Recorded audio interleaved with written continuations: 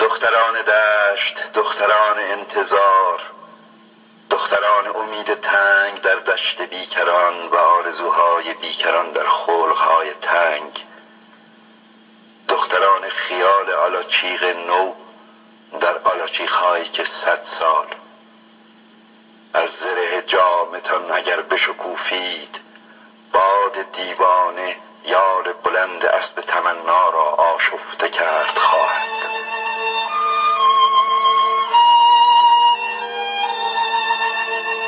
دختران رود گلالود، دختران 1000 ستون شعله به طاق بلند دود، دختران عشقهای دور، روز سکوت و کار، شبهای خستگی، دختران روز بی خستگی دویدن، شب سرشکستگی، در باغ راز و خلوت مرد کدام عشق، در رقص راهبانه شکرانه کدام آتش زدای کام، بازوان فواره ایتان را خواهید برفراشت. افسوس، موها نگاه ها به عبث عطر لغات شاعر را تاریک می کنند.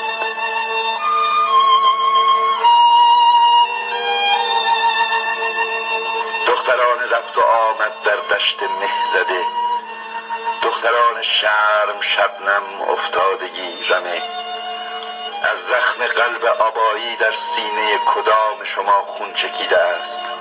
پستانتان کدام شما گل داده در بهار بلوغش؟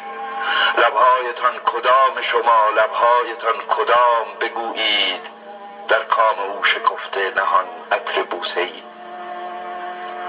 شبهای تار نم نم باران که نیست کار، اکنون کدام یک ز شما بیدار میمانید در بستر خشونت نومیدی، در بستر فشرده دلتنگی، در بستر تفکر پردرد رازتان، تا یاد آن که خشم و جسارت بود بدرخشاند تا دیرگاه شعله آتش را در چشم بازتان.